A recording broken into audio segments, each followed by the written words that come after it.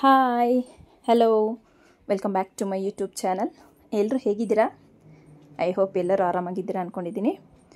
ನೋಡಿ, ಈ ವಿಡಿಯೋದಲ್ಲಿ ನಾನು princess cut blouse, designer blouse ಅಂದರೆ ಈ ಒಂದು ಬಾರ್ಡ್ರನ್ನ ಯಾವ ರೀತಿ ಎಲ್ಲ ಡಿಸೈನ್ ಮಾಡ್ಬೋದು ಪ್ರಿನ್ಸಸ್ ಕಟ್ ಬ್ಲೌಸ್ಗೆ ಅಂತ ಹೇಳಿ ಈ ಒಂದು ವಿಡಿಯೋ ಮಾಡ್ತಿದ್ದೀನಿ. ನೋಡಿ ಯಾವ ರೀತಿ ಇದೆ ಅಂತ ಕಮೆಂಟ್ ಮಾಡಿ.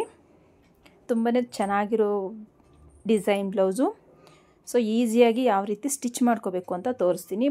ಫಸ್ಟಿಗೆ ನಾನು ಪ್ರಿನ್ಸಸ್ ಕಟ್ ಪಾರ್ಟ್ನ ಸ್ಟಿಚ್ ಮಾಡ್ಕೋತಾ ಇದ್ದೀನಿ. ನೋಡಿ, ಸಾರಿ, ಕೈ ಮೇಲೆ ಅಂಟ್ಕೊಂಡಿರೋ ಸ್ಟಿಕ್ಕರಲ್ಲಿ ಅಂಟಿಸಿದೆ. ನನ್ನ ಮಗಳು ಅಂಟಿಸ್ಬಿಟ್ಟು ಹೋಗಿದ್ಲು, ರಿಮೂವ್ ಮಾಡಬೇಡ ಮಮ್ಮಿ ಅಂತ. ಅದಕ್ಕೆ ನಾನು ಮತ್ತೆ ಎತ್ತಿ ಕೈಗೆ ಅಂಟಿಸ್ಕೊಳ್ಳೋಣ ಅಂತ ಅಲ್ಲಿ ಅಂಟಿಸಿದ್ದೀನಿ. ಫಸ್ಟಿಗೆ ಪ್ರಿನ್ಸಸ್ ಕಟ್ ಪಾರ್ಟ್ನ ಅಟ್ಯಾಚ್ ಮಾಡ್ಕೊಳ್ತಾ ಇದ್ದೀನಿ. ನೋಡಿ, ಈ ಮೆಥಡಲ್ಲಿ ನಾನು ಈಗಾಗಲೇ ತುಂಬ ವೀಡಿಯೋಗಳಲ್ಲಿ ಹೇಳಿದ್ದೀನಿ ಪ್ರಿನ್ಸಸ್ ಕಟ್ ಪಾರ್ಟ್ನ ಯಾವ ರೀತಿ ಎದುರು ಬದ್ರು ಬರೋ ಥರ ಇಟ್ಕೊಂಡು ಅಟ್ಯಾಚ್ ಮಾಡಬೇಕು ಅಂತ. ಸೊ ಅದೇ ರೀತಿ ಅಟ್ಯಾಚ್ ಮಾಡ್ಕೊಳ್ಳಿ. ಫಸ್ಟಿಗೆ ಯಾರೆಲ್ಲ ನನ್ನ ವೀಡಿಯೋ ಹೊಸದಾಗಿ ನೋಡ್ತಾ ಇದ್ದೀರಾ, ಪ್ಲೀಸ್ ಚಾನಲ್ನ ಸಬ್ಸ್ಕ್ರೈಬ್ ಮಾಡ್ಕೊಂಡು ವೀಡಿಯೋ ನೋಡಿ. ಹಾಗೆಯೇ ಪಕ್ಕದಲ್ಲಿರೋ ಬೆಲ್ ಐಕನ್ನ ಕ್ಲಿಕ್ ಮಾಡಿ ಆಲ್ ಹತ್ರ ಸೆಟ್ ಮಾಡಿದ್ರೆ ನಾನು ಹಾಕೋ ಪ್ರತಿಯೊಂದು ವೀಡಿಯೋ ನೋಟಿಫಿಕೇಷನು ನಿಮ್ಗೆ ಮುಂಚಿತವಾಗೇ ಬರುತ್ತೆ.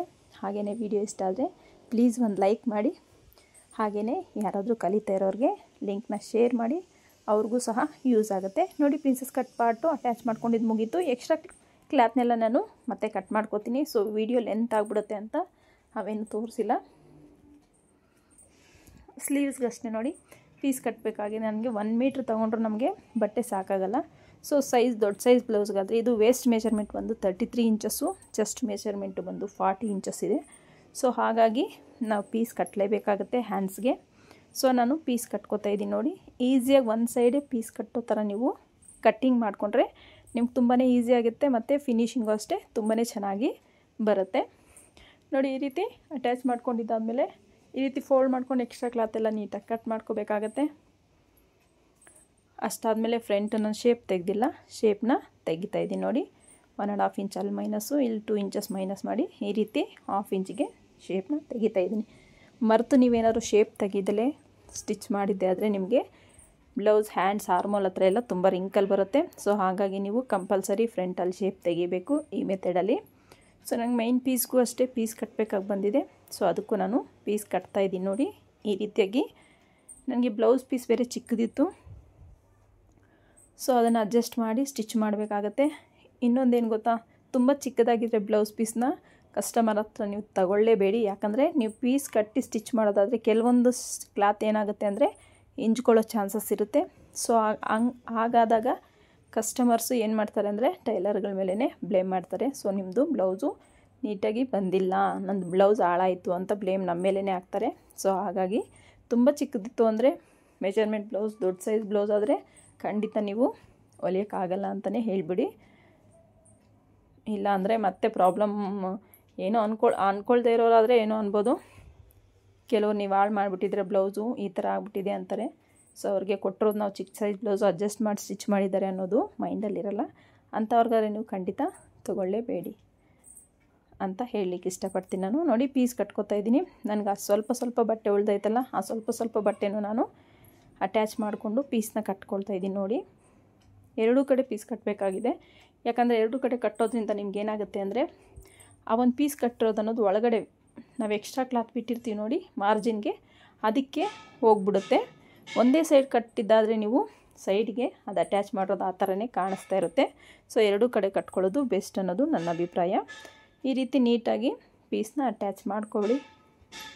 ನೋಡ್ತಿರ್ಬೋದು ನೀವು, ಈ ರೀತಿ ನೀಟಾಗಿ ಅಟ್ಯಾಚ್ ಮಾಡ್ಕೋಬೇಕಾಗತ್ತೆ ಹ್ಯಾಂಡ್ಸ್ನ.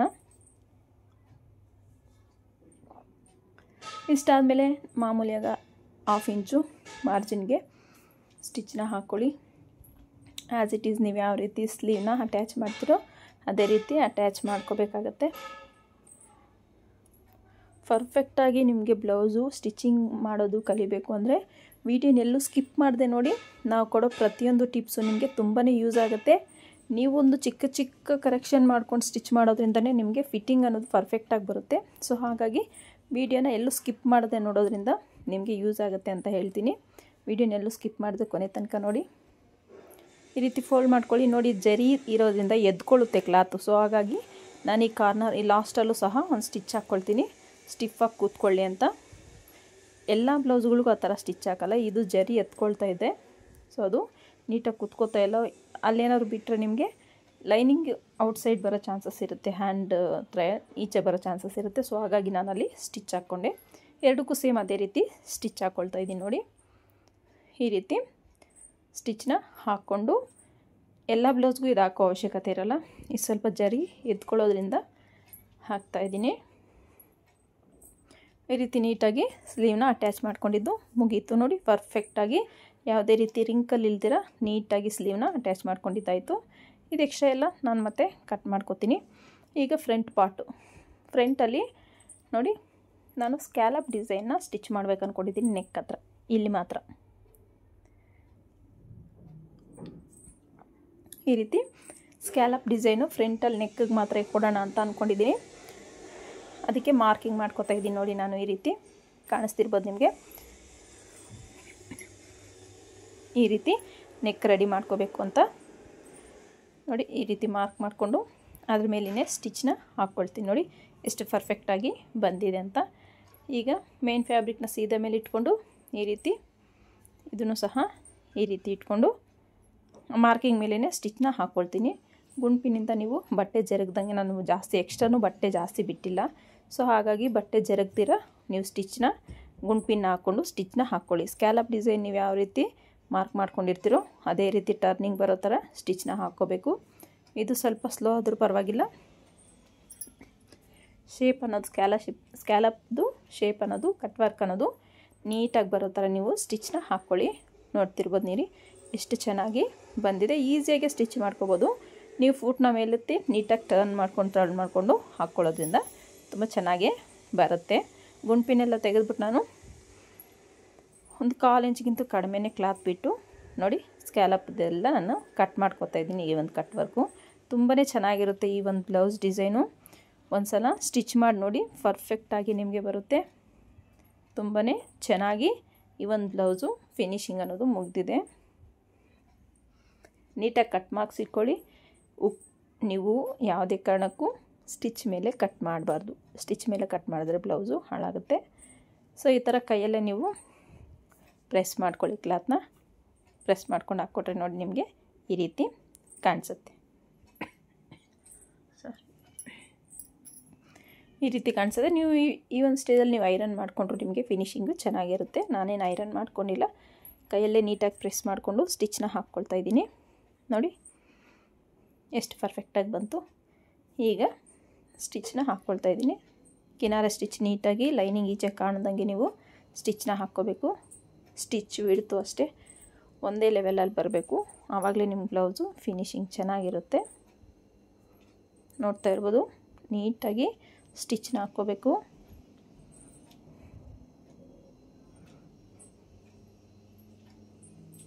ಕೆಲವೊಂದು ಸಲ ಎಷ್ಟು ಕೇರ್ಫುಲ್ಲಾಗಿ ಸ್ಟಿಚ್ ಮಾಡಿದ್ರೆ ಏನೋ ಒಂದು ಪ್ರಾಬ್ಲಮ್ ಆಗಿಬಿಡುತ್ತೆ. ಸೊ ಆ ಥರ ಆಗಬಾರ್ದು ಅಂದರೆ ನಾವು ನಿಧಾನವಾಗಿ ಕೇರ್ಫುಲ್ಲಾಗಿ ಕಸ್ಟಮರ್ ಬ್ಲೌಸ್ ಎಸ್ಪೆಷಲಿ ನಮ್ಮದಾದರೆ ಏನೋ ಅಂದ್ಕೋಬೋದು. ಕಸ್ಟಮರ್ಸ್ ಬ್ಲೌಸ್ ಕೊಟ್ಟಾಗ ತುಂಬಾ ರೆಸ್ಪಾನ್ಸಿಬಿಲಿಟಿಯಿಂದ ನಾವು ಸ್ಟಿಚ್ನ ಮಾಡಬೇಕಾಗತ್ತೆ. ಈಗ ಲೈನಿಂಗ್ನ ಮೇನ್ ಫ್ಯಾಬ್ರಿಕ್ನ ನೀಟಾಗಿ ಈ ರೀತಿ ಅಟ್ಯಾಚ್ ಮಾಡ್ಕೊತಾ ಇದ್ದೀನಿ ನೋಡಿ.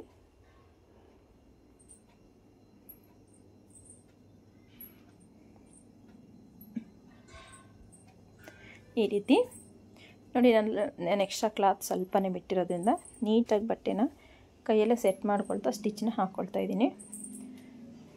ಎಕ್ಸ್ಟ್ರಾ ಕ್ಲಾತ್ನೆಲ್ಲ ಕಟ್ ಮಾಡ್ಕೊಳ್ತೀನಿ ನಾನು ನೋಡಿ. ಎಕ್ಸ್ಟ್ರಾ ಕ್ಲಾತ್ನೆಲ್ಲ ಕಟ್ ಮಾಡ್ಕೊಂಡಿದ್ದಾಯಿತು. ಈಗ ಬಾರ್ಡ್ರನ್ನ ಈ ರೀತಿ ಅಟ್ಯಾಚ್ ಮಾಡಬೇಕು ಅಂದ್ಕೊಂಡಿದ್ದೀನಿ ನೋಡಿ. ನಾನೇನು ತಮ್ನೈಲನ್ನು ಹಾಕಿದ್ದೀನೋ ಆ ಒಂದು ಬ್ಲೌಸ್ ಡಿಸೈನ್ ಥರ ಇದನ್ನು ಸ್ಟಿಚ್ ಮಾಡ್ತಾ ಇರೋದು ನೋಡಿ. ಈ ಥರ ಉಲ್ಟಾ ಇಟ್ಕೊಳ್ಳಿ. ಉಲ್ಟಾ ಇಟ್ಕೊಂಡು ನೋಡಿ ಇಲ್ಲಿ ಕರೆಕ್ಟಾಗಿ ಆ ಎಡ್ಜಿಗೆ ಸ್ಟಿಚ್ ಹಾಕ್ಕೊಳ್ತಾ ಬನ್ನಿ.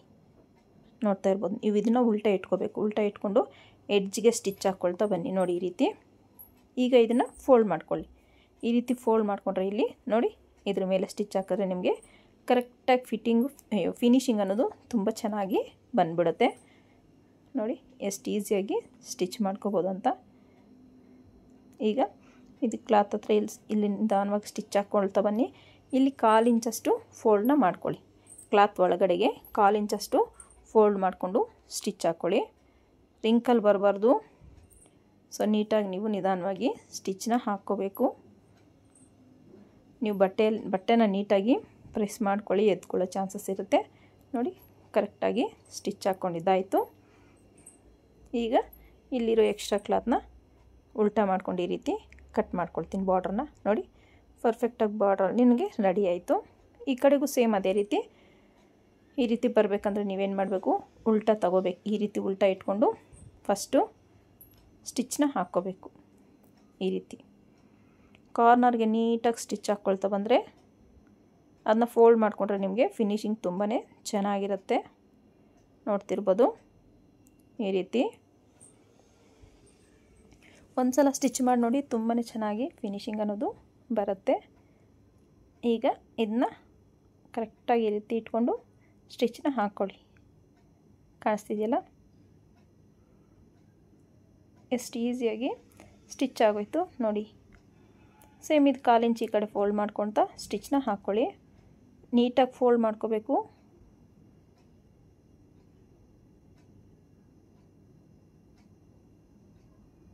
ಇದನ್ನ ಸ್ಟ್ರೈಟ್ ಈ ರೀತಿ ಸ್ಟಿಚ್ ಹಾಕ್ಕೊಂಡು ಎಕ್ಸ್ಟ್ರಾ ಇರೋ ಬಾರ್ಡ್ನ ಕಟ್ ಮಾಡ್ಕೊಳ್ಳಿ.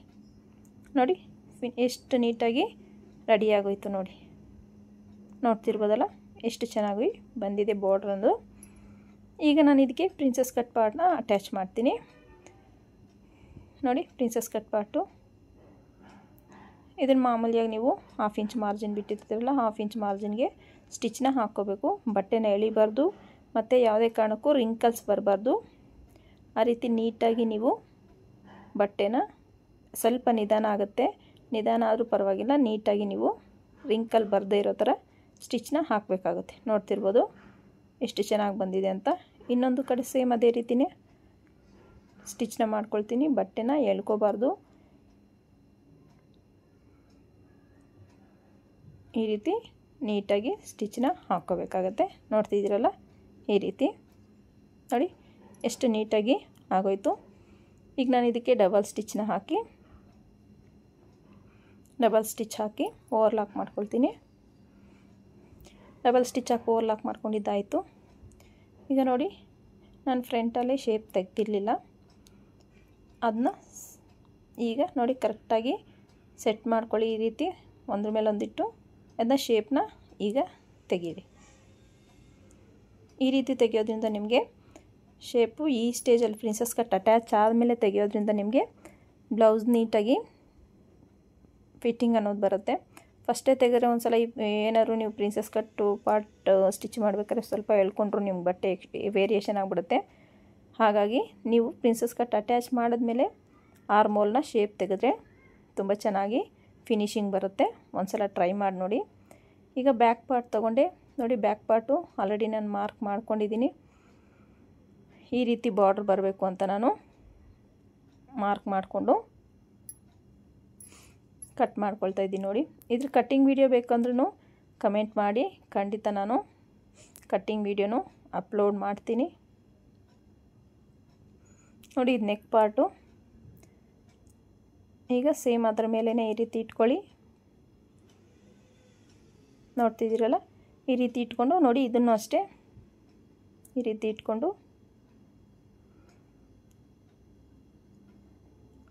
ಕರೆಕ್ಟಾಗಿದೆಯಾ ಅಂತ ನೋಡಿಕೊಂಡು ಇಲ್ಲಿ ಕ್ಲಾತ್ನ ಕಟ್ ಮಾಡ್ಕೊಳ್ಳಿ. ಅದನ್ನ ಸೈಡ್ಗೆ ಅದು ಬೇಕಾಗುತ್ತೆ. ಮತ್ತು ನೆಕ್ನು ಕಟ್ ಮಾಡ್ಕೊಳ್ತೀನಿ ನೋಡಿ ನಾನು ಈ ರೀತಿ. ಇಷ್ಟು ಕಟ್ ಮಾಡಿದ್ದಾದಮೇಲೆ ಸೀದಾ ಮೇಲೆ ಮೇನ್ ಫ್ಯಾಬ್ರಿಕ್ ಸೀದಾ ಮೇಲೆ ಹಾಕ್ಕೊಳ್ಳಿ. ಸೀದಾ ಮೇಲೆ ಹಾಕ್ಕೊಂಡು ಈ ರೀತಿ ಇಟ್ಕೊಳ್ಳಿ ಲೈನಿಂಗ್ನ. 1/4 ಇಂಚ್ ಮಾರ್ಜಿನ್ಗೆ ನೀಟಾಗಿ ಸ್ಟಿಚ್ ಹಾಕ್ಕೊಳ್ಳಿ.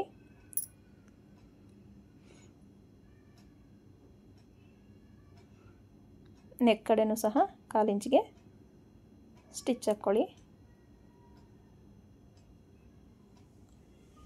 ಇನ್ನೊಂದು ಸೇಮ್ ಅದೇ ರೀತಿ 1/4 ಇಂಚ್ ಮಾರ್ಜಿನ್ಗೆ ಸ್ಟಿಚ್ ಹಾಕ್ಕೊಳ್ಳಿ.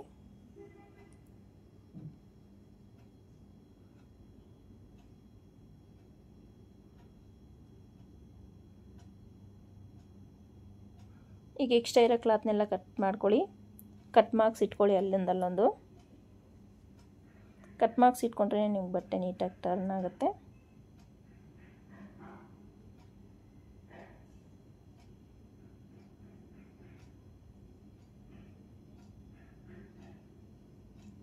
ನೋಡಿ ಈ ರೀತಿ ಕಟ್ ಮಾರ್ಕ್ಸ್ ಇಟ್ಕೊಂಡು ಬಟ್ಟೆನ ಟರ್ನ್ ಮಾಡ್ಕೋಬೇಕಾಗತ್ತೆ.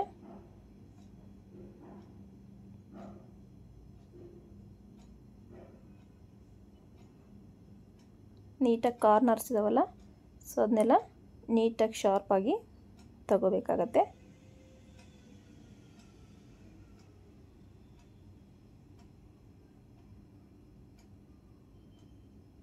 ನೋಡಿ ನೀಟಾಗಿ ಶಾರ್ಪಾಗಿ ತಗೊಂಡ್ಮೇಲೆ ನೀಟಾಗಿ ಕಿನಾರೆ ಸ್ಟಿಚ್ ಒಂದು ಹಾಕ್ಕೋಬೇಕಾಗತ್ತೆ.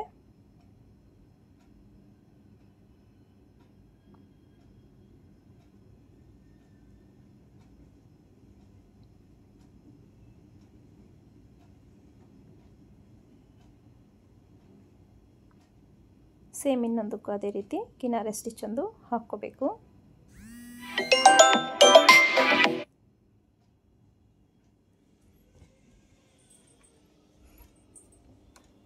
ಈ ರೀತಿ ಕಿನಾರೆ ಸ್ಟಿಚ್ ಎಲ್ಲ ಹಾಕ್ಕೊಂಡ್ಮೇಲೆ ನೀಟಾಗಿ ಲೈನಿಂಗ್ನ ಮೈನ್ ಫ್ಯಾಬ್ರಿಕ್ನ ಅಟ್ಯಾಚ್ ಮಾಡ್ಕೊಳ್ಳಿ.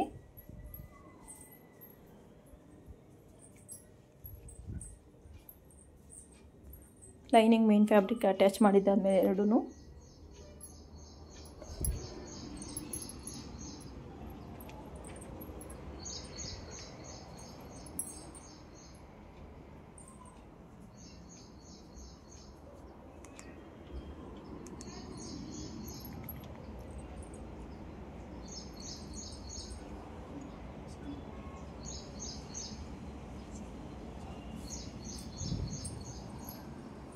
ನೋಡಿ ಈ ರೀತಿ ನೀಟಾಗಿ ಅಟ್ಯಾಚ್ ಮಾಡ್ಕೊಂಡಿದ್ದಾದಮೇಲೆ ಈಗ ಬಾಟಮ್ ಪೀಸ್ ನೋಡಿ ಇದನ್ನು ಅಟ್ಯಾಚ್ ಮಾಡ್ಕೊಳ್ತಾ ಇದ್ದೀನಿ. ನೋಡಿ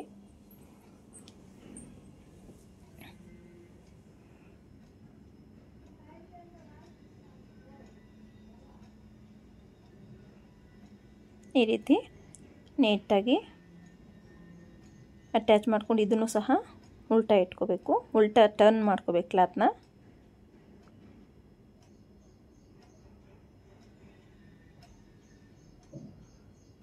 ಎಕ್ಸ್ಟ್ರಾ ಇರೋ ಕ್ಲಾತ್ನ ಕಟ್ ಮಾಡ್ಕೊಳ್ಳಿ, ಅಲ್ಲಲ್ಲಿ ಕಟ್ ಮಾರ್ಕ್ಸ್ ಇಟ್ಕೊಳ್ಳಿ. ನೀಟಾಗಿ ಸ್ಟಿಚ್ ಆಗಿಲ್ಲ ಅಂದರೆ ಇನ್ನೊಂದು ಸಲ ಸ್ಟಿಚ್ ಮಾಡ್ಕೊಳ್ಳಿ, ಯಾಕಂದರೆ ನಿಮಗೆ ಬಟ್ಟೆ ನೀಟಾಗಿ ಸ್ಟಿಚ್ ಆಗಿಲ್ಲ ಅಂದರೆ ಹೊಲಿಗೆ ಬಿಚ್ಕೊಳ್ಳೋ ಚಾನ್ಸಸ್ ಇರುತ್ತೆ. ಹಾಗಾಗಿ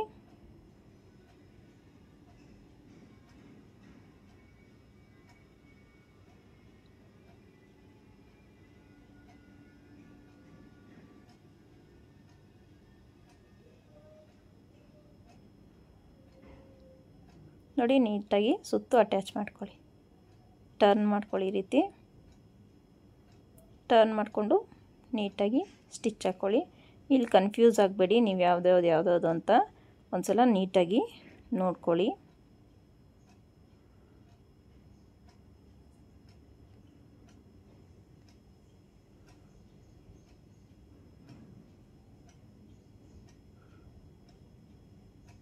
ಉಕ್ಸ್ಪಟ್ಟಿ ಕಾಜಾಪಟ್ಟಿ ಕಡೆ ನಾವು ನೋಡಿ, ಉಕ್ಸ್ಪಟ್ಟಿ ಕಾಜಾಪಟ್ಟಿ ಕಡೆ ನಾವು ಸ್ಟಿಚ್ಚು ರೆಡಿಯಾಗಿಲ್ಲ, ಕ್ಲಾತ್ ನೋಡಿ ನಮಗೆ ಹಾಗೆ ಇದೆ. ಸೊ ಅದು ನಮಗೆ ಗೊತ್ತಾಗುತ್ತೆ. ನೋಡಿ ಈ ರೀತಿ ಬರುತ್ತೆ. ಇದಕ್ಕೆ ನಾನು ಬಾರ್ಡ್ರನ್ನ ಅಟ್ಯಾಚ್ ಮಾಡ್ತೀನಿ. ಈ ಒಂದು ರೀತಿ ನೋಡ್ಕೊಳ್ಳಿ ಯಾವ ರೀತಿ ಅಟ್ಯಾಚ್ ಮಾಡೋದು ಅಂತ.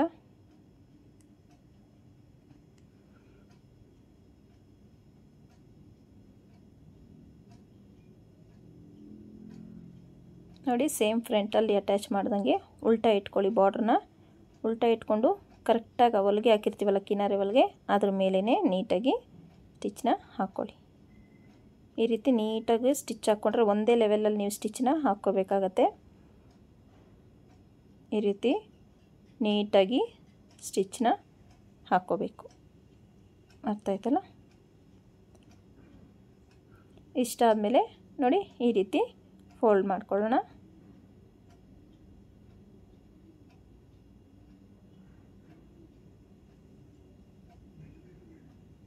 ಎಕ್ಸ್ಟ್ರಾ ಇರೋ ಬಾರ್ಡ್ರನ್ನ ಕಟ್ ಮಾಡ್ಕೊಂಬಿಟ್ಟು ಇಲ್ಲಿ ಫೋಲ್ಡ್ ನಾವು ನೀಟಾಗಿ ಮಾಡ್ಕೋಬೇಕಾಗತ್ತೆ. ನೀವು ಗುಂಡ್ಪಿನ್ಸ್ ಎಲ್ಲ ಹಾಕ್ಕೊಳ್ಳಿ, ಗುಂಡ್ಪಿನೆಲ್ಲ ಹಾಕ್ಕೊಂಬಿಟ್ರೆ ನಿಮಗೆ ಬಟ್ಟೆ ಜರುಗಲ್ಲ. ನೋಡಿ ಇದು ಕ್ಲಾತ್ ಏನಾಗುತ್ತೆ ಅಂದರೆ ಜರುಗ್ತಾ ಇದೆ ನಾನು ಸ್ಟಿಚ್ ಹಾಕಕ್ಕೆ ಹೋದರೆ. ಸೊ ಹಾಗಾಗಿ ನೀವು ಗುಂಡು ಪಿನ್ ಹಾಕ್ಕೊಳ್ಳಿ ಈ ರೀತಿ. ಈ ರೀತಿ ಗುಂಡು ಪಿನ್ ಹಾಕ್ಕೊಂಡ್ರೆ ನೀವು ಈಸಿಯಾಗಿ ಸ್ಟಿಚ್ ಮಾಡ್ಕೋಬೋದು, ಬಟ್ಟೆನೂ ಜರುಗೋದಿಲ್ಲ.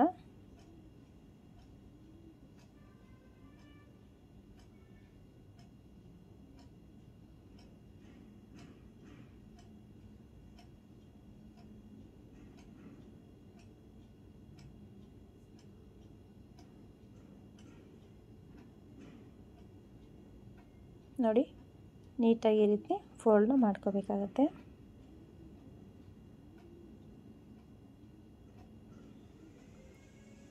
ಫಸ್ಟಿಗೆ ನೀಟಾಗಿ ಕಿನಾರೆ ಸ್ಟಿಚ್ಚು ನೀವು ಬಾಟಮಿಂದ ಹಾಕ್ಕೊಳ್ತಾ ಬನ್ನಿ. ಈ ರೀತಿ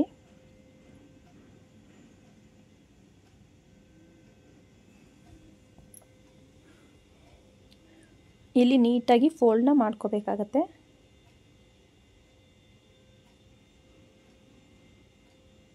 ಫೋಲ್ಡ್ ನೀಟಾಗಿ ಮಾಡಿಕೊಂಡ್ರೆ ನಮಗೆ ಇದು ಸ್ಟ್ರೈಟ್ ಪೀಸ್ ಆಗಿರೋದ್ರಿಂದ ಬಾರ್ಡ್ರು ರಿಂಕಲ್ ಬರೋ ಚಾನ್ಸಸ್ ಇರುತ್ತೆ.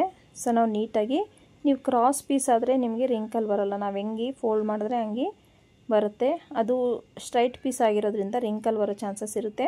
ಸೊ ನೀಟಾಗಿ ಒಂದೇ ಥರ ಒಂದೇ ಲೆವೆಲಲ್ಲಿ ನಾವು ಫೋಲ್ಡ್ ಮಾಡಿಕೊಂಡು ಸ್ಟಿಚ್ ಮಾಡ್ಕೋಬೇಕು. ನೋಡ್ತಿದ್ದೀರಲ್ಲ, ಈ ಮೆಥಡಲ್ಲಿ ಈಸಿಯಾಗಿ ನಿಮಗೆ ಸ್ಟಿಚ್ ಅನ್ನೋದು ಮುಗ್ದೋಗುತ್ತೆ. ನೋಡಿ, ಪರ್ಫೆಕ್ಟಾಗಿ ರೆಡಿ ಆಯಿತು. ಈ ಕಡೆಯೂ ಸೇಮ್ ಅದೇ ರೀತಿಯೇ ಸ್ಟಿಚ್ನ ಮಾಡ್ಕೊಳ್ತಾ ಇದ್ದೀನಿ. ನೋಡಿ, ಉಲ್ಟಾ ಕಡೆ ಇಟ್ಕೊಳ್ಳಿ. ಕಿನಾರೆ ಸ್ಟಿಚ್ಚು ಕರೆಕ್ಟಾಗಿ ಸ್ಟಿಚ್ ಮೇಲೆ ಕಿನಾರೆ ಸ್ಟಿಚ್ ಈಗಾಗಲೇ ಹಾಕಿದ್ದೀವಲ್ಲ, ಆ ಸ್ಟಿಚ್ ಮೇಲೇ ಮತ್ತೊಂದು ಸ್ಟಿಚ್ನ ಈ ರೀತಿ ಹಾಕ್ಕೋಬೇಕಾಗತ್ತೆ. ನೋಡ್ತಿರ್ಬೋದು.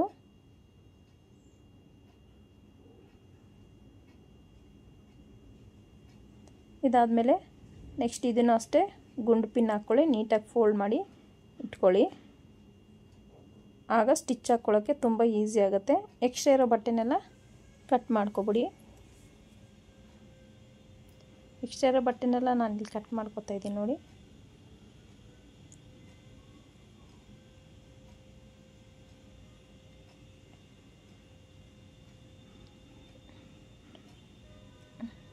ಒಂದು ಸಲ ಅಲ್ಲಾಂದರೆ 2 ಸಲ ನೀವು ನೀಟಾಗಿ ಫೋಲ್ಡ್ ಮಾಡ್ಕೊಳ್ಳಿ.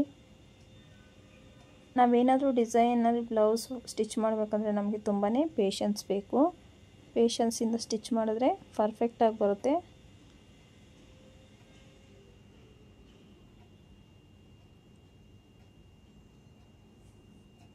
ನೋಡಿ, ಈ ರೀತಿ ನೀಟಾಗಿ ಫೋಲ್ಡ್ ಮಾಡಿ ಫಸ್ಟು ಮೇಲೆ ನಾನು ಒಂದು ಸ್ಟಿಚ್ನ ಹಾಕ್ಕೊಬಿಡ್ತೀನಿ.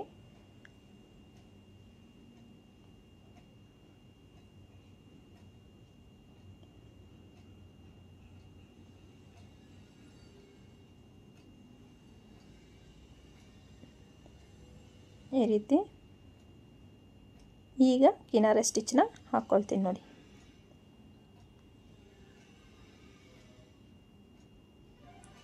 ಈ ರೀತಿ ಸ್ಟಿಚ್ನ ಹಾಕ್ಕೋಬೇಕಾಗತ್ತೆ.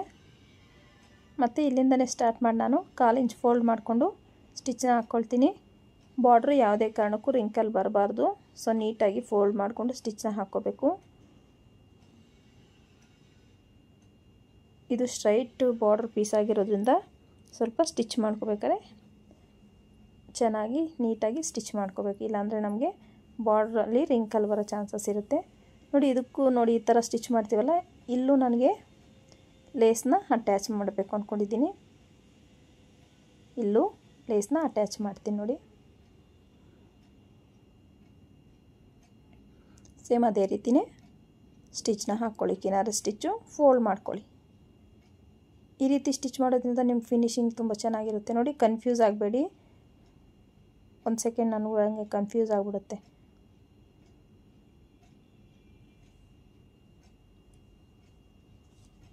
ಸೇಮ್ ಫೋಲ್ಡ್ ಮಾಡಿಕೊಂಡು ಕಿನಾರೆ ಸ್ಟಿಚ್ ಹಾಕ್ಕೊಳ್ಳಿ.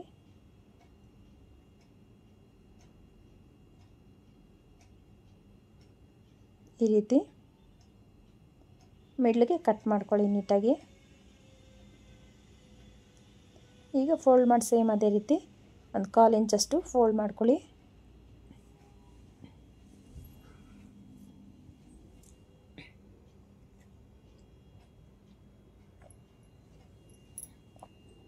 ಎರಡಕ್ಕೂ ಸೇಮ್ ಅದೇ ರೀತಿ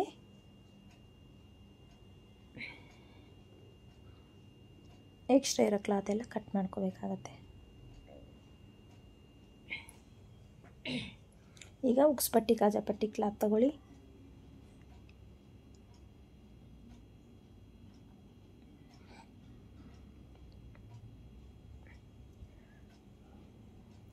ಫಸ್ಟು ಉಕ್ಸ್ ಪಟ್ಟಿ ಸ್ಟಿಚ್ ಮಾಡ್ತೀನಿ. ಸಾರಿ, ಕೋಲ್ಡ್ ಆಗಿಬಿಟ್ಟಿದೆ. ಉಕ್ಸ್ ಪಟ್ಟಿನ ಫಸ್ಟು ಸ್ಟಿಚ್ ಮಾಡ್ಕೊಳ್ಳೋಣ. ನೋಡಿ ಈ ರೀತಿ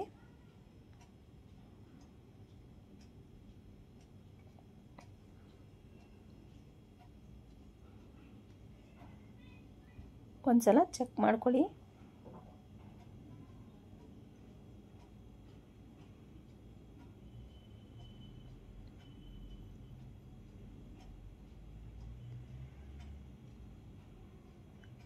ಈಗ ಕಾಜಾ ಪಟ್ಟಿಗೆ ಮೇನ್ ಫ್ಯಾಬ್ರಿಕ್ನ ಅಟ್ಯಾಚ್ ಮಾಡ್ಕೊಳ್ತಾ ಇದ್ದೀನಿ. ನೋಡಿ, ಇದು ಬ್ಯಾಕ್ ಹುಕ್ ಆಗಿರೋದ್ರಿಂದ ಮೇನ್ ಫ್ಯಾಬ್ರಿಕ್ ಅಟ್ಯಾಚ್ ಮಾಡಿಕೊಂಡ್ರೆ ನಿಮಗೆ ಚೆನ್ನಾಗಿರುತ್ತೆ. ಸೊ ಫ್ರಂಟ್ ಹುಕ್ ಆದರೆ ನೀವು ಲೈನಿಂಗಲ್ಲಿ ಅಟ್ಯಾಚ್ ಮಾಡಿದ್ರೂ ತೊಂದರೆ ಇಲ್ಲ. ಬ್ಯಾಕ್ ಹುಕ್ ಆಗಿರೋದ್ರಿಂದ ನೀವು ಮೇನ್ ಫ್ಯಾಬ್ರಿಕ್ನ ಅಟ್ಯಾಚ್ ಮಾಡಿಕೊಂಡು ಸ್ಟಿಚ್ ಮಾಡೋದ್ರಿಂದ ನಿಮಗೆ ಬ್ಯಾಕದು ಫಿನಿಶಿಂಗ್ ಅನ್ನೋದು ತುಂಬ ಚೆನ್ನಾಗಿ ಬರುತ್ತೆ ಬ್ಲೌಸು. ಒಂದು ಸಲ ಟ್ರೈ ಮಾಡಿ ನೀವು ಆ ರೀತಿ.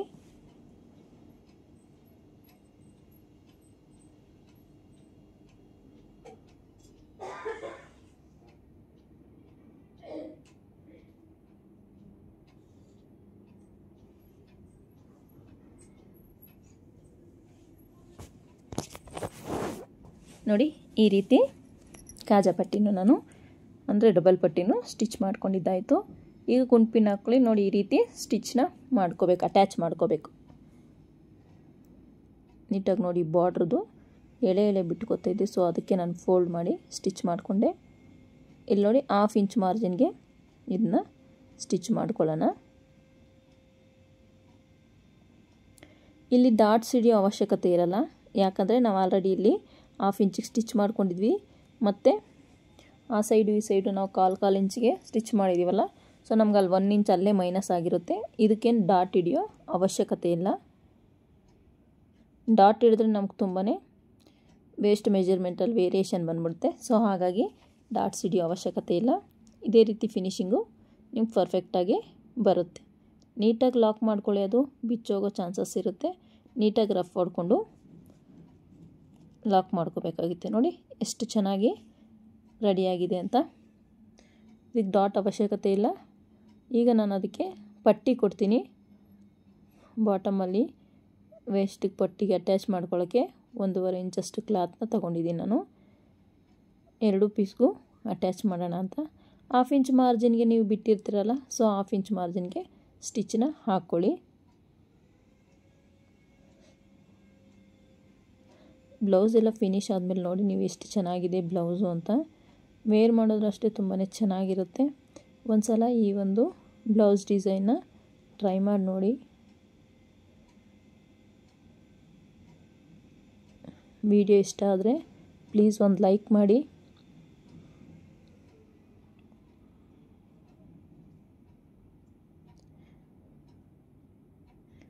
ಈ ರೀತಿ ನೀಟಾಗಿ ಫಿನಿಶಿಂಗ್ ಸ್ಟಿಚ್ನ ಹಾಕ್ಕೊಳ್ಳಿ. ಈ ಸ್ಟೇಜಲ್ಲಿ ಬೇಕಾದ್ರೆ ನೀವು ಇಲ್ಲಿ ನೀವು ಎಮ್ಮಿಂಗ್ ಬೇಕಾದ್ರೂ ಮಾಡ್ಕೋಬೋದು, ನಿಮ್ಮ ಚಾಯ್ಸು. ನಾನೇನು ಎಮ್ಮಿಂಗ್ ಮಾಡ್ತಾಯಿಲ್ಲ, ನಾನು ಸ್ಟಿಚ್ಚೇ ಹಾಕ್ಬಿಡ್ತಾಯಿದ್ದೀನಿ.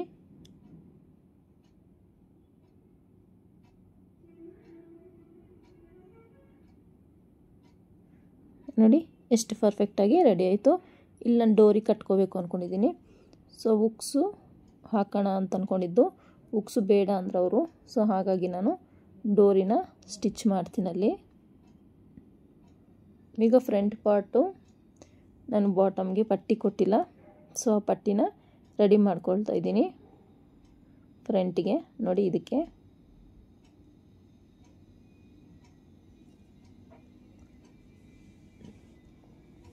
1.5 ಇಂಚಷ್ಟು ವಿಡ್ತಲ್ಲಿ ಕ್ಲಾತ್ ತಗೊಳ್ಳಿ. ಉದ್ದ ನೋಡ್ಕೊಳ್ಳಿ, ನಿಮ್ಗೆ ಎಷ್ಟು ಉದ್ದ ಬೇಕೋ ಅಲ್ಲಿ ಉದ್ದ ಚೆಕ್ ಮಾಡ್ಕೊಂಡು ಬಿಡ್ತು 1.5 ಇಂಚ್ ಬಿಡ್ತು ತಗೊಂಡು ಫೋಲ್ಡ್ ಮಾಡ್ಕೊತ ಸ್ಟಿಚ್ ಹಾಕ್ಕೊಳ್ಳಿ. ಮತ್ತು ಅದನ್ನು ಮೇನ್ ಫ್ಯಾಬ್ರಿಕ್ಗೆ 1/2 ಇಂಚ್ ಮಾರ್ಜಿನ್ ಬಿಟ್ಟಿರ್ತೀವಲ್ಲ, 1/2 ಇಂಚ್ ಮಾರ್ಜಿನಲ್ಲಿ ಅಟ್ಯಾಚ್ ಮಾಡ್ಕೊಳ್ತಾ ಬರಬೇಕಾಗುತ್ತೆ ಈ ರೀತಿ.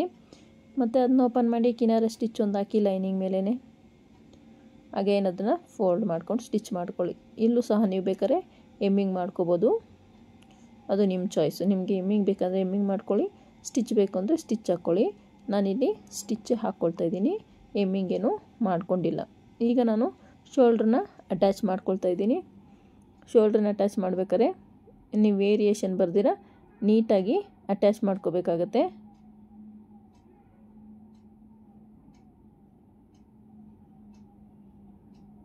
ಈ ರೀತಿ 1/2 ಇಂಚ್ ಮಾರ್ಜಿನ್ಗೆ ನೀಟಾಗಿ ಅಟ್ಯಾಚ್ ಮಾಡ್ಕೋಬೇಕಾಗತ್ತೆ. ಅಟ್ಯಾಚ್ ಮಾಡ್ಕೊಂಡಿದ್ದಾದಮೇಲೆ ಶೋಲ್ಡ್ರಿಗೂ ಸಹ ನಾನು ಓವರ್ಲಾಕ್ ಮಾಡ್ಕೊಳ್ತಾ ಇದ್ದೀನಿ.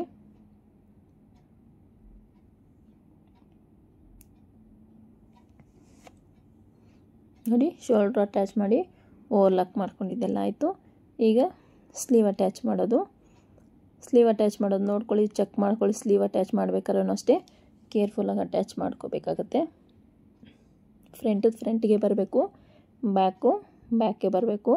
ಸೊ ಆ ರೀತಿ ನೀವು ಸ್ಲೀವ್ನ ಅಟ್ಯಾಚ್ ಮಾಡ್ಕೋಬೇಕು. ಒಂದು ಸ್ವಲ್ಪ ಕನ್ಫ್ಯೂಸ್ ಆಗಿ ನೀವು ಆ ಕಡೆದು ಈ ಕಡೆ, ಈ ಕಡೆದು ಆ ಕಡೆ ಸ್ಟಿಚ್ ಮಾಡಿದ್ದೆ ಆದರೆ ಬ್ಲೌಸ್ ಫಿಟ್ಟಿಂಗ್ ಅನ್ನೋದು ಬರೋದಿಲ್ಲ ನೀಟಾಗಿ. ಆಮೇಲೆ ಸ್ಲೀವ್ ಅಟ್ಯಾಚ್ ಮಾಡಬೇಕಾದ್ರೆ ಬಟ್ಟೆನ ಎಳಿಬೇಡಿ. ನೋಡಿ ಎಷ್ಟು ಫ್ರೀಯಾಗಿ ನಾನು ಲೂಸಾಗಿ ಬಿಟ್ಟು ಸ್ಟಿಚ್ನ ಮಾಡ್ಕೊಳ್ತಾ ಇದ್ದೀನಿ. ನೋಡಿ, ಎಳೆದ್ರೆ ನಿಮಗೇನಾಗುತ್ತೆ, ರಿಂಕಲ್ ಬರುತ್ತೆ ಮತ್ತು ಬ್ಲೌಸ್ ಫಿಟ್ಟಿಂಗು ಚೆನ್ನಾಗಿ ಬರಲ್ಲ. ನೋಡಿ,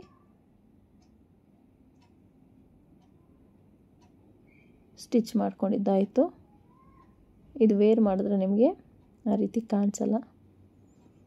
ಇದು ಈ ಸೈಡೂ ಸ್ಲೀವ್ನ ಅಟ್ಯಾಚ್ ಮಾಡ್ಕೊಳ್ತೀನಿ. ಸೇಮ್ ನ್ಯಾಚ್ ಹೊಡ್ಕೊಂಡಿರೋದು ಶೋಲ್ಡ್ರ್ ಹತ್ರ ಬರಬೇಕು. ನೀಟಾಗಿ ಚೆಕ್ ಮಾಡ್ಕೊಂಡು ಅಲ್ಲಿಂದ ನೀವು ಚೆಕ್ ಮಾಡ್ಕೊಳ್ತಾ ಹೋದರೆ ನಿಮಗೆ ಎಲ್ಲಿ ಕರೆಕ್ಟಾಗಿ ಬರುತ್ತೆ ಸ್ಲೀವ್ ಅಂತ ಚೆಕ್ ಮಾಡ್ಕೊಂಡು ಅಲ್ಲಿಂದ ಸ್ಟಿಚ್ನ ಹಾಕ್ಕೊಳ್ಳಿ. ಆರಾಮ್ಸೆ ನಿಮಗೆ ಫಿಟ್ಟಿಂಗ್ ಅನ್ನೋದು ಬರುತ್ತೆ. ಇಲ್ಲ ನಾವು ಮಿಡ್ಲಿಂದನೇ ಶೋಲ್ಡ್ರ್ ಹತ್ರದಿಂದನೇ ನಾವು ಸ್ಟಿಚ್ ಮಾಡ್ತೀವಿ ಅಂದರೆ ತೊಂದರೆ ಇಲ್ಲ. ನೀವು ಅದೇ ರೀತಿಯೇ ಸ್ಟಿಚ್ ಮಾಡ್ಕೋಬೋದು. ನಿಮ್ಗೆ ಹೆಂಗೆ ಅನುಕೂಲನೋ ಹಂಗೆ ಸ್ಟಿಚ್ ಮಾಡ್ಕೊಳ್ಳಿ.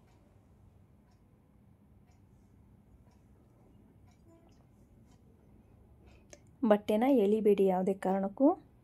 ಬಟ್ಟೆ ಎಳೆದ್ರೆ ನಿಮಗೆ ಫಿನಿಶಿಂಗ್ ಚೆನ್ನಾಗಿ ಬರಲ್ಲ. ನೋಡಿ, ಸ್ಲೀವ್ ಅಟ್ಯಾಚ್ ಮಾಡಿದ್ದಾಯಿತು.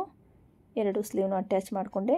ನಾನೀಗ ಇದಕ್ಕೆ ಡಬಲ್ ಸ್ಟಿಚ್ ಹಾಕಿ ಓವರ್ಲಾಕ್ ಮಾಡ್ಕೊಳ್ತೀನಿ. ನೋಡಿ, ಡಬಲ್ ಸ್ಟಿಚ್ ಹಾಕ್ಕೊಂಡು ಓವರ್ಲಾಕ್ ಮಾಡಿಕೊಂಡೆ. ಈಗ ಸೈಡ್ ಫಿಟ್ಟಿಂಗ್ನ ಮಾಡ್ಕೊಳ್ಳೋ ಟೈಮು ಮೆಜರ್ಮೆಂಟ್ ಬ್ಲೌಸ್ ತಗೊಳ್ಳಿ. ಈ ರೀತಿ ಇಟ್ಟು ಚೆಕ್ ಮಾಡ್ಕೊಳ್ಳಿ. ನಿಮಗೆ ಕರೆಕ್ಟಾಗಿ ಹ್ಯಾಂಡ್ ಲೂಸ್ ಎಷ್ಟು ಬೇಕು, ಆರ್ಮೋಲ್ ಲೂಸ್ ಎಷ್ಟು ಬೇಕು ಮತ್ತು ವೇಸ್ಟ್ ಲೂಸು ಎಷ್ಟು ಬೇಕು. ವೇಸ್ಟು ನೋಡಿ ಮಿಡ್ಲಿಗೆ ನೀಟಾಗಿ ಈ ರೀತಿ ಇಟ್ಕೊಳ್ಳಿ, ಮಾರ್ಕ್ ಮಾಡ್ಕೊಳ್ಳಿ. ಈ ಸೈಡು ಅಷ್ಟೇ ಕಾಜಾ ಪಟ್ಟಿ ಬಿಟ್ಟು ಮಿಡ್ಲಿಗೆ ಈ ರೀತಿ ಇಟ್ಟು ಮಾರ್ಕ್ ಮಾಡಿಕೊಂಡ್ರೆ ನಿಮಗೆ ಕರೆಕ್ಟಾಗಿ ಸೈಡ್ ಫಿಟ್ಟಿಂಗ್ ಅನ್ನೋ ಜಾಯಿಂಟ್ ಅನ್ನೋದು ಕರೆಕ್ಟಾಗಿ ಬರುತ್ತೆ. ಫಿಟ್ಟಿಂಗು ಅಷ್ಟೇ ಪರ್ಫೆಕ್ಟಾಗಿ ಬರುತ್ತೆ. ಇದು ತುಂಬಾ ಇಂಪಾರ್ಟೆಂಟು. ನಾವು ಫಿಟ್ಟಿಂಗ್ ಕೊಡೋದು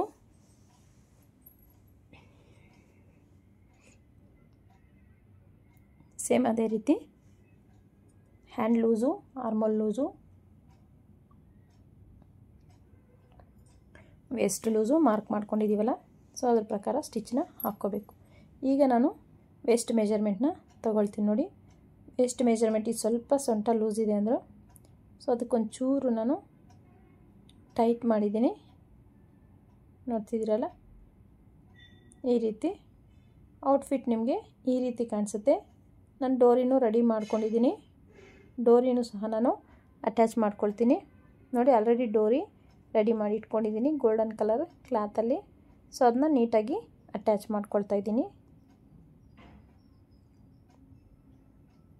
ಡೋರಿ ಅಟ್ಯಾಚ್ ಮಾಡಬೇಕಾಗತ್ತೆ ಮತ್ತು ಪ್ರೆಸ್ಸಿಂಗ್ ಬಟನ್ಸ್ ಅವು ಸ್ಟಿಚ್ ಮಾಡಬೇಕಾಗತ್ತೆ ಶೋಲ್ಡರ್ ಹತ್ರ. ಇದೆಲ್ಲ ಸ್ಟಿಚ್ ಮಾಡಿ ಒಂದು ಬ್ಲೌಸ್ನ ಫಿನಿಷ್ ಮಾಡಬೇಕಂದ್ರೆ ತುಂಬಾ ಟೈಮ್ ತಗೊಳುತ್ತೆ. ನೋಡಿ, ಔಟ್ಫಿಟ್ ನಿಮಗೆ ಈ ರೀತಿ ಕಾಣಿಸುತ್ತೆ. ಇದನ್ನ ನೀಟಾಗಿ ನಿಮ್ಗೆ ಔಟ್ಫಿಟ್ ಯಾವ ರೀತಿ ಕಾಣಿಸುತ್ತೆ ಅಂತ ತೋರಿಸ್ತೀನಿ. ನನ್ನ ವಿಡಿಯೋ ನೋಡ್ತಾ ಇರೋ ಎಲ್ರಿಗೂ ಥ್ಯಾಂಕ್ ಯು ಸೋ ಮಚ್. ನೋಡಿ, ಔಟ್ಫಿಟ್ಟು ಎಷ್ಟು ಚೆನ್ನಾಗಿ ಕಾಣಿಸ್ತಿದೆ ಅಂತ. ಈ ಒಂದು ಸ್ಟಿಚಿಂಗ್ ಮೆಥಡ್ ಹೇಗೆ ಅನಿಸ್ತು ನಿಮಗೆ ಕಮೆಂಟ್ ಮಾಡಿ. ನೋಡಿ, ಫ್ರಂಟು ನಮಗೆ ಈ ರೀತಿ ಕಾಣಿಸುತ್ತೆ. ಅರ್ಥ ಆಯ್ತಲ್ಲ, ಎಷ್ಟು ಚೆನ್ನಾಗಿ ಬಂದಿದೆ ನೋಡಿ. ಈ ವಿಡಿಯೋ ಇಷ್ಟ ಆದರೆ ಪ್ಲೀಸ್ ಲೈಕ್ ಮಾಡಿ, ಶೇರ್ ಮಾಡಿ, ಸಬ್ಸ್ಕ್ರೈಬ್ ಮಾಡ್ಕೊಳ್ಳಿ. Thank you.